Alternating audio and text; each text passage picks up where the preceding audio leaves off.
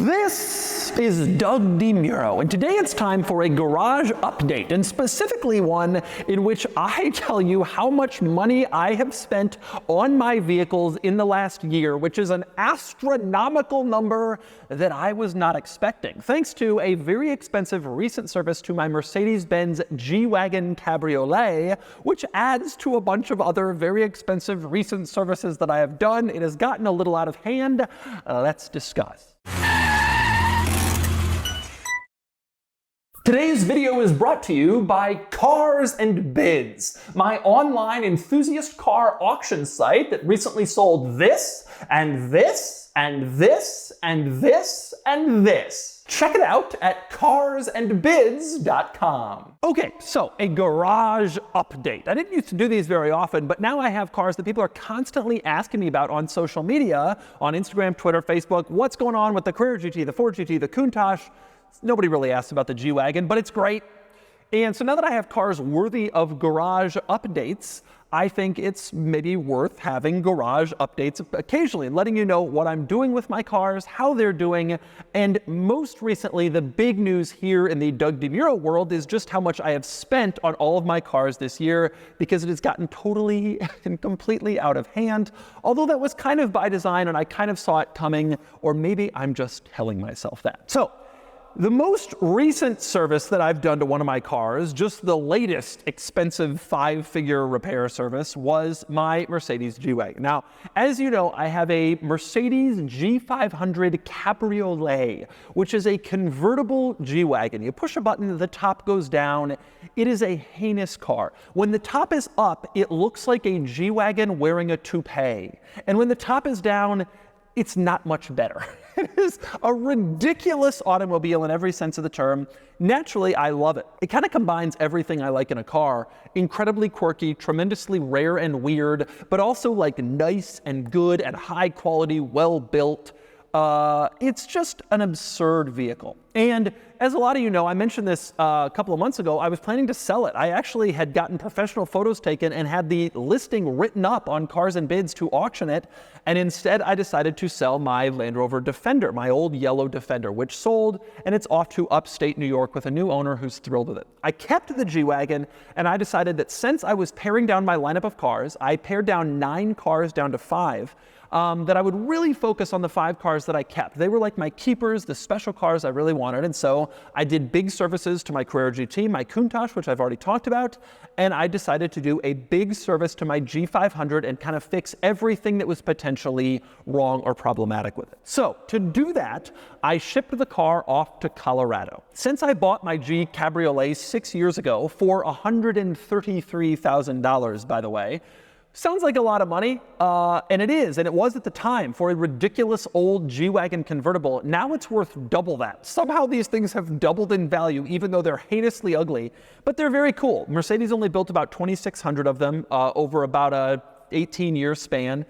They never sold them in the US, so they're very special, they're very rare, and I have kind of the best version, which is the power top model with a V8. But anyway, since I bought mine about 6 years ago, I have maintained it here in San Diego with HG Performance. This was a former Mercedes-Benz dealer. They still work on a lot of Mercedes-Benz cars privately, independent of a Mercedes dealership, and they've done a great job maintaining the car and just kind of keeping it going, doing what was necessary. But there is a shop in northern Colorado called Alliance Auto Care, and they specialize in not only G-Wagons, but kind of in particular in these convertible G-Wagons. There's about 100 of us in the US that have imported these convertible G-Wagons, and a lot of us have sent our cars to Alliance Auto Care in northern Colorado to have them serviced and fixed from all over the country. Alliance receives cars and then works on them for people and sends them back. Now, sending cars far away for servicing is something that I am used to. The primary guy who services Carrera GTs in the United States is in Connecticut. The primary guy who services Lamborghini Countaches is in Ohio. I am thrilled that the G-Wagon guy is only in Colorado, which is actually relatively close to me. It's only like $1,500 to ship the car there.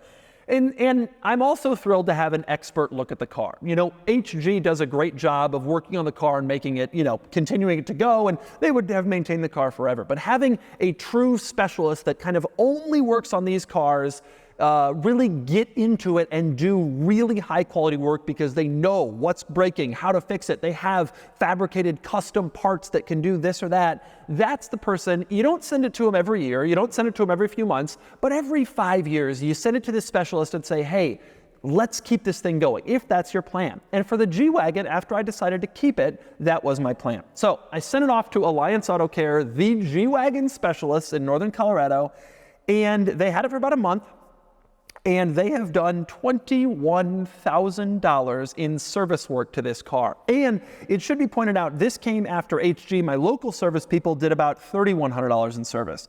And so $24,000 spent on the G-Wagon recently getting it all serviced. You might be wondering what exactly is involved in a $20,000 service for a Mercedes G-Wagon. I have the invoice right here, and I will tell you, the primary thing that was involved in this service was rust repair and future rust prevention. So the G-Wagon, particularly the ones that came out of that era, sort of the 80s, the 90s, the early 2000s, are very well known to be tremendously rust prone. And my particular G500 Cabriolet had been owned by a car collector who kept it at his ski house in Switzerland. And he had some serious cars. I looked him up. He had vintage Ferrari 250s, Mercedes Gullwings, etc. And so the G-Wagon Cabriolet was not like the shining star of his collection, and he treated it like a car, and he drove it like a car. And so it had rust. It had, when I got it, it had winter tires and stupid AMG fake badges and all this dumb stuff that I've since taken off. But it wasn't like viewed, as I view it, as sort of a special vehicle in a group of cars. And so the car, over 25 years, I mean, it's been in Switzerland in the winter. It's been driven in probably Germany and in that kind of area, Northern Europe, where it snows, where they treat the roads with salt or something similar.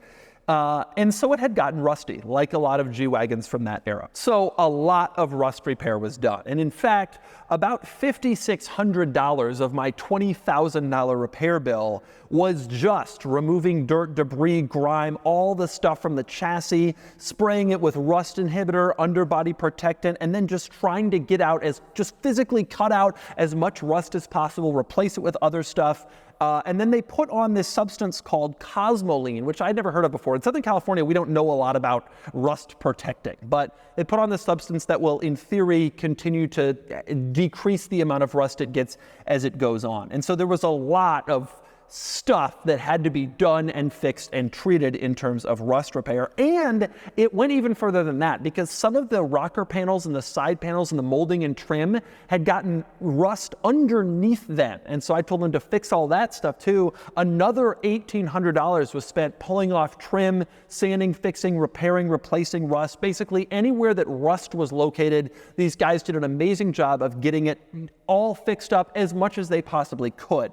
And all told, I spent about $8,000 just in rust repair and future rust proofing. Now, the shop told me that someday down the line, I would probably need to have the body come off the frame and the frame replaced. However, that was what they told me initially. When they actually got into the truck and started doing all this kind of rust removal and repair and replacing, they said, you know, it's actually not so bad. I think that this will last, especially if you own it in Southern California and you keep driving it there, and maybe you won't have to do that. So happy to hear about that, especially after all the great work they did. The rust repair and fixing is going to be a huge, huge benefit cosmetically and preserving the life of the truck. And the other big repair that had to be done was basically replacing all of the suspension in the truck. So I just had tires put on it. I had new BF Goodrich KO2 off-road tires put on the truck.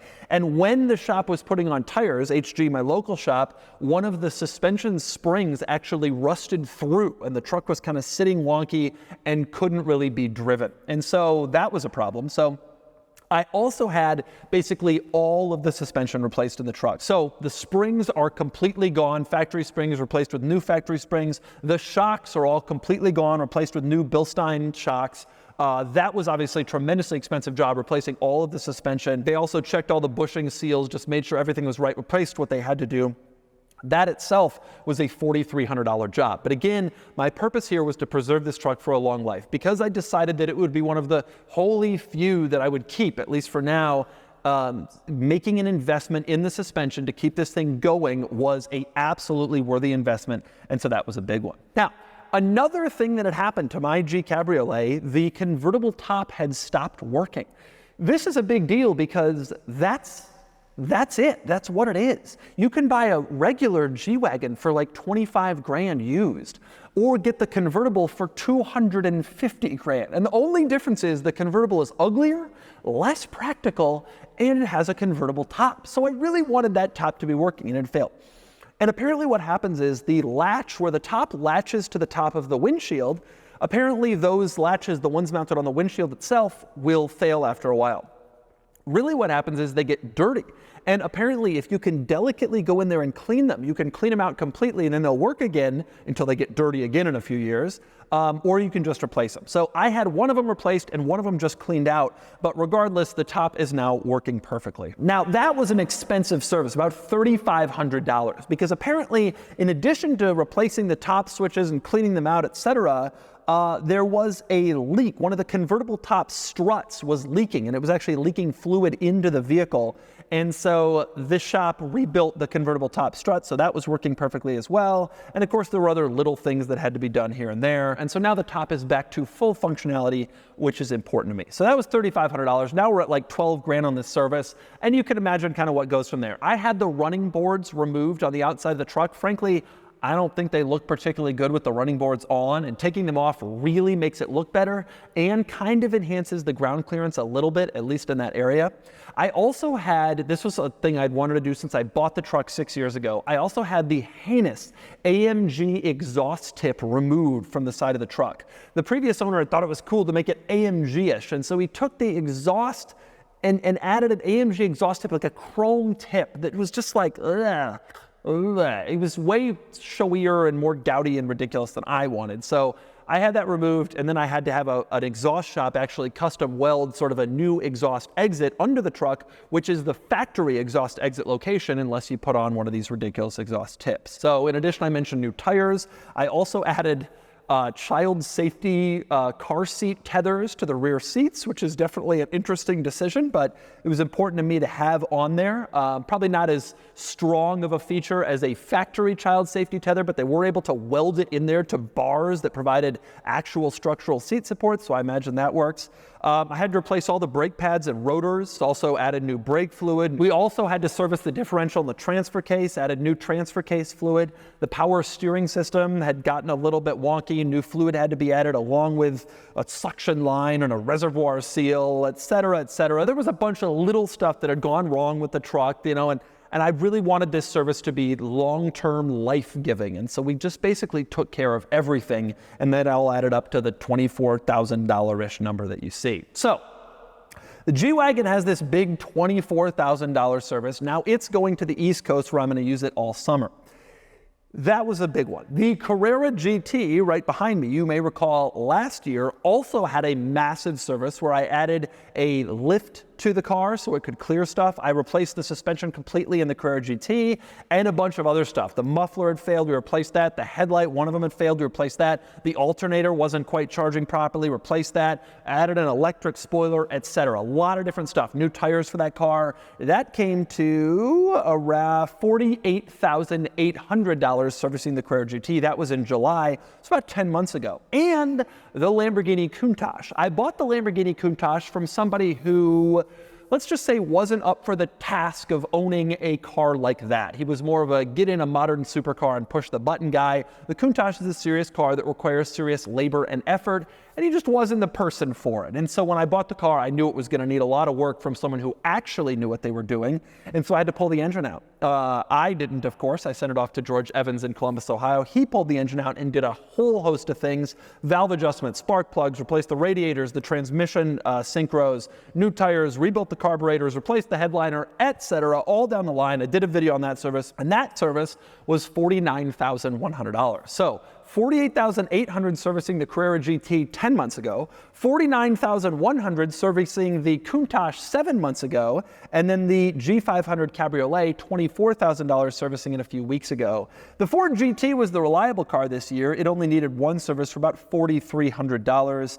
And the vast majority of that was actually new front brake rotors, which I ordered but did not install because front brake rotors are getting hard to find in the Ford GT, and I wanted to make sure I had a new set when I was ready to replace them.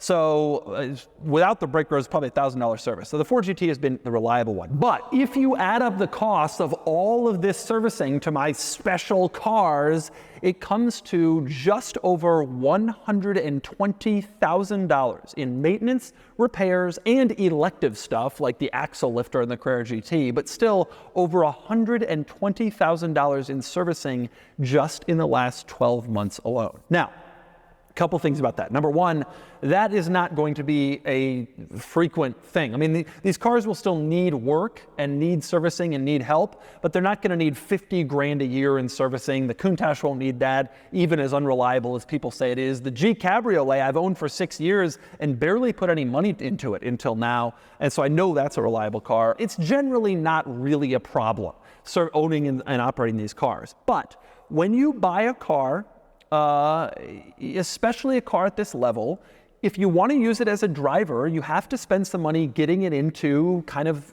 your persona. And the Carrera GT, that was a great example. Like I added Bluetooth, I added heated seats, the axle lifter. Like I wanted those things in order to be able to use the car frequently, and now I can, which I love. And when you get a car like this, you kind of have to do some of that stuff if you actually want to use it and operate it, just like with the Countach. So I don't think that these will be frequent $100,000 servicing years, but I think it was important to do this kind of work to get these cars into the shape that they're in. And I will say, for all of these cars, I think all three of these services, the G-Wagon, the Carrera GT, and the Countach, have added value. I don't necessarily think the service has added $120,000 in value, but I do know that when people go looking for a Carrera GT, finding one that has recently been serviced by Rapasi Motorworks, the best in the business, that has an axle lift, that has a new clutch, that has new tires, those are important things. A Countach that has just had a valve adjustment, a carburetor rebuild, new radiators, new tires, those are big things. And the G Cabriolet getting all that rust removed and a bunch of other stuff just working properly again. If I was to sell these cars tomorrow, I would probably make back at least half of what I just spent on servicing. And so to me, it's always valuable to do that. I can use the cars more and enjoy them. And if I do want to sell them, I at least have some created value with the servicing. But it's still a lot. It's a lot of money. And for that reason, I'm kind of really committed to tabling the purchase of any new cars, at least for a while. I could certainly afford to buy more new cars, but the concept of like the headspace involved with maintaining them and owning them is really what made me cut down my collection of cars from 9 to 5. I really wanted to focus on the cars that I especially wanted to have and to enjoy. And actually, one interesting thing worth pointing out, although I've spent 120 grand servicing cars in the last year, I'm actually up 80 grand in selling cars in the last year. And so they don't quite even out, but they're not as far as you would think. And I decided to really take my car money and spend it making the cars that I love right, rather than just continuing to accumulate and store and have cars. And so I feel pretty happy with the outcome of this. I have 5 cars that I really love, really want to preserve, and really want to own for the long haul, at least as far as I can see it. And I have committed to making those cars really right so I can use them, look at them, store them, drive them whenever. And I've gotten rid of a few cars that I just didn't really want to do that with anymore. And so it has been an expensive year of automobile ownership, but I think I've set myself up well for these very special cars going forward. And I really don't plan to add any more cars to my stable, although I did drive a Ferrari 550 Maranello yesterday and it was magnificent, but I just don't want to go through all this again. Buying a car is not as easy as just paying a dude and you get the car. When you're at this level, it involves sending a car to a specialist who knows what he's doing to do a lot of work to get the car right. And I want to enjoy what I have for a while. And so that's exactly what I'm going to do. And I think my cars are in the exact right shape to do it. And I am excited to now drive them and enjoy them, frankly, as I have been doing ever since they've all come back. This thing came back 7-8 months ago, and I've put 3,300 miles on this car in a year, which nobody does anymore with the Carrera GT. It's gotten so valuable. I love this car. I love driving it. And that's true also for all the others. And I'm thrilled with the cars I still have, and I'm thrilled at the condition that they're now in.